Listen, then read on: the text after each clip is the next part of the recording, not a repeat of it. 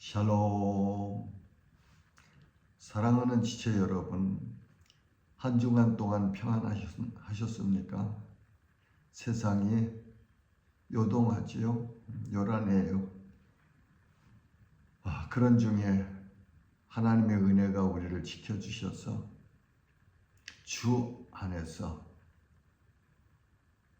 평강을 누릴 수 있는 것이 크리스찬의 복이고 비밀입니다. 오늘은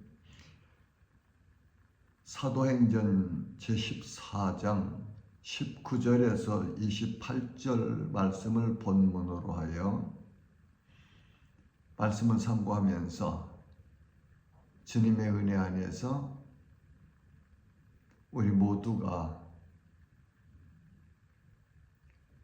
주님을 사랑하는 마음으로 충만해지기를 소망합니다. 오늘 본문 말씀은 바나바와 바울이 제1차 선교 여행을 마치고 안디옥 교회로 돌아오는 기록이 있습니다. 두 사도의 1차 선교 기간은 주후 44년에서 46년으로 혹자는 45년부터 47년으로 보기도 합니다. 우리가 알고 있는 바울 사도는 참 특별한 사람이지요. 그가 예수 그리스도를 만나기 이전의 삶은 철저한 유대교인으로 율법에 흠이 없도록 경건한 삶을 살았습니다. 그리고 그는 예수를 이단이라고 믿고 예수님을 믿는 그리스도인들을 핍박하는 일에 열심을 다했지요. 그는 스데반 집사가 돌에 맞아 순교를 하는 현장에서 증인으로 옷을 맡은 역할을 했습니다. 그런 바울은 예수 믿는 자들을 잡아오려고 예루살렘 공회에서 공문을 받아가지고 다메섹으로 내려가고 있었습니다. 다메섹으로 가던 중 정오에 갑자기 하늘에서 밝은 빛이 비춰왔습니다. 그리고 사울아, 사울아, 내가 왜 나를 핍박하느냐 하는 예수님의 음성을 들었습니다. 그로 인하여 사울은 며칠 동안 앞을 볼 수가 없는 상태였지요. 그는 사람들의 부축을 받아 다메섹에 들어가 금식을 하면서 오던 길에 경험한 놀라운 일을 묵상하며 있을 때 아나니아라 하는 신실한 그리스도인의 안수를 받고 눈에서 비늘 같은 것이 벗어지고 다시 볼 수 있는 건강을 회복하고 그는 곧바로 예수는 그리스도라는 복음을 전하였습니다. 이러한 사울을 바라보는 주변 사람들이 놀랐지요. 그 결과 다메섹에서 자신을 쳐 죽이려는 위협을 알고 제자들이 준비한 광주리를 타고 밤에 다메섹 성을 탈출하기도 했습니다. 그 후 바나바를 통하여 자기의 집에 있는 다소로 내려가서 세월을 보내고 있었지요. 세월이 많이 흐른 후 자신을 찾아온 바나바를 다소에서 만났습니다. 바나바를 따라서 온 곳이 안디옥이었고 사울은 안디옥 교회에서 바나바와 함께 1년간 교인들에게 성경을 가르쳤습니다. 안디옥 교회에서 성령의 지시하심을 받아 이방의 복음을 전하는 사명자로 부르심을 받고 교회에서 파송을 받아 1차, 2차, 3차 선교 여행을 하면서 엄청나게 많은 사건들을 경험하면서 예수는 그리스도, 즉 예수님은 선지자들을 통하여 하나님께서 보내리라고 예언하셨던 구원자이시라는 사실을 구약 성경을 통하여 증거하면서 복음 전도 사역에 그의 일생을 바쳤던 사람입니다. 마지막에는 로마에서 목이 잘리는 순교를 당한 순교자로 주님 품으로 돌아갔지요. 오늘 본문에 보면 두 사도가 복음을 전했던 지방 루스드라에서 겪는 박해와 핍박을 받는 사건의 기록이 있음을 볼 수가 있습니다. 본문 19절은 유대인들이 안디옥과 이고니온에서 와서 무리를 충동하니 그들이 돌로 바울을 쳐서 죽은 줄 알고 시외로 끌어내치니라. 예수 그리스도의 복음을 반대하는 유대인들이 무리를 충동하니 여기서 무리들은 유대인들에게 동조하는 사람들을 말하죠. 14장 2절에 순종하지 아니하는 유대인들이 이방인들의 마음을 선동하여 형제들에게 악감을 품게 하거늘 했고, 또 14장 5절은 이방인과 유대인과 그 관리들이 두 사도를 모욕하여 돌로 치려고 달려드니, 이고니온에서도 복음을 전하면서 돌로 치려고 달려드는 무리들을 피하였던 기록이 있습니다. 유대인의 지도자들은 예수님을 빌라도의 법정에서 사형 판결을 받아 내려고 무리들을 선동하였던 세력입니다.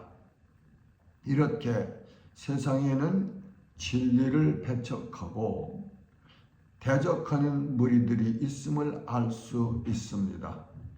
두 사도는 이고니온에서 돌로 치려고 달려드는 무리들을 피하여 루스드라로 옮겨서 복음을 전했는데, 두 사도를 죽이려 하는 유대인들이 이곳 루스드라에도 따라왔네요. 그리고 그 지방 유대인들과 이방인들을 충동하여 그들이 돌로 바울을 치게 합니다.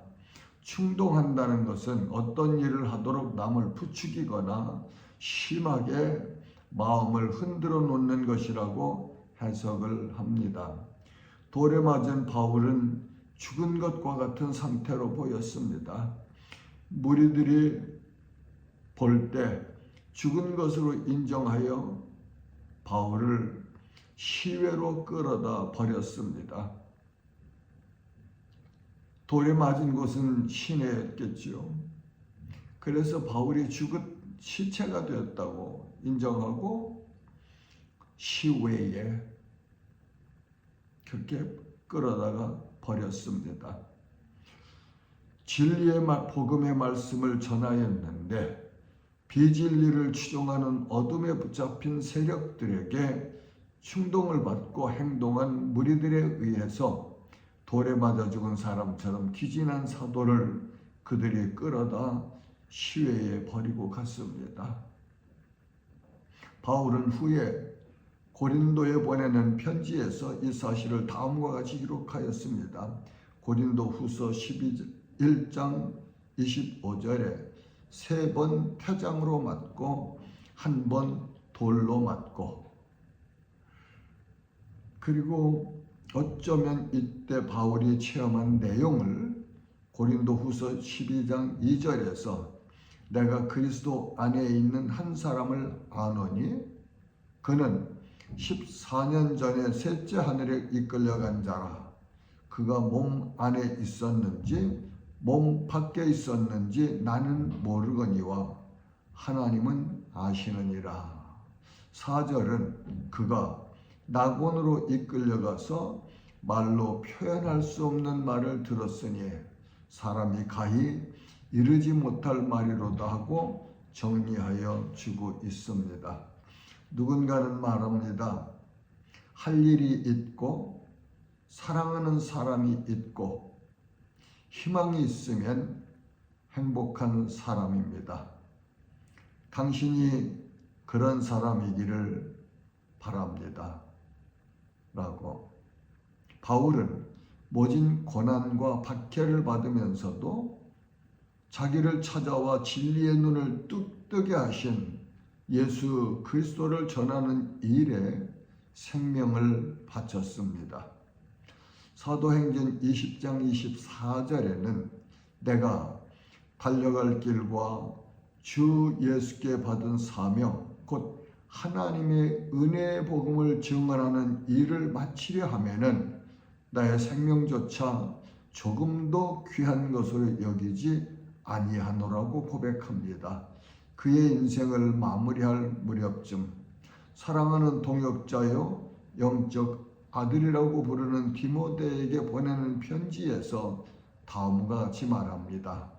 나는 선한 싸움을 싸우고 나의 달려갈 길을 마치고 믿음을 지켰으니 이제 후로는 나를 위하여 의의 면류관이 예비되었으므로 주 곧 의로우신 재판장이 그날에 내게 주실 것이며 내게만 아니라 주의 나타나심을 선포하는 모든 자에게도니라고 디모데후서 4장 7절에서 8절은 말합니다.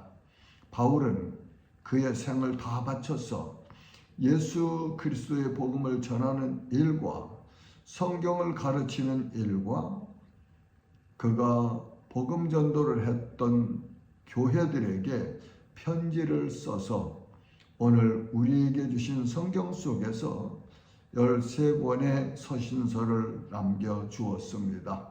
바울은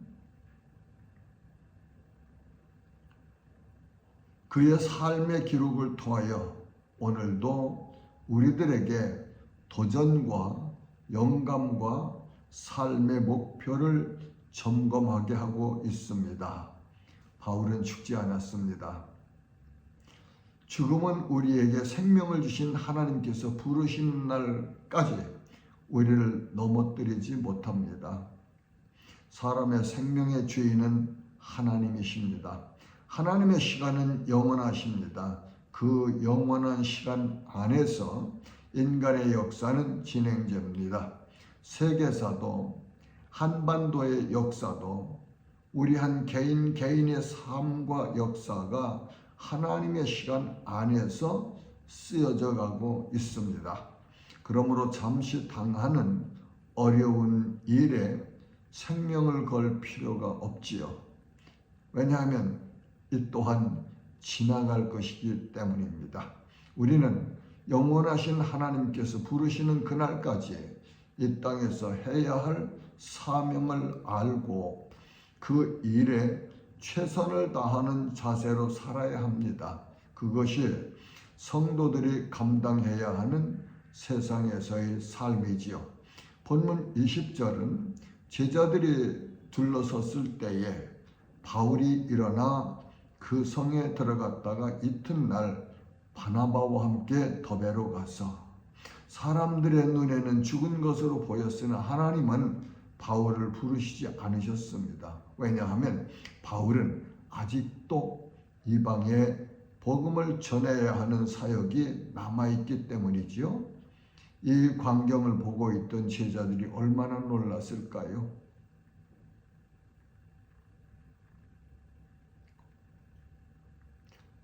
자기 스승이, 자기 동역자가 돌에 맞아 죽었다고 버려진 그 시외에 둘러서서 어쩌면 기도했겠죠. 그런데 그때 죽은 줄 알고 버려진 바울이 일어납니다. 참 놀랍지요. 바울의 이 끈질긴 그 생명력, 그리고 그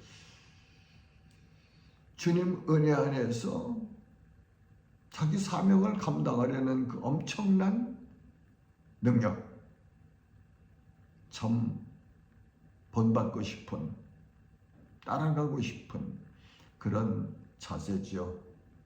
이 순간 제자들과 바나바의 마음은 어땠을까요? 하나님의 놀라우신 은혜와 긍휼 능력을 찬양하며 기뻐했을 것 같습니다.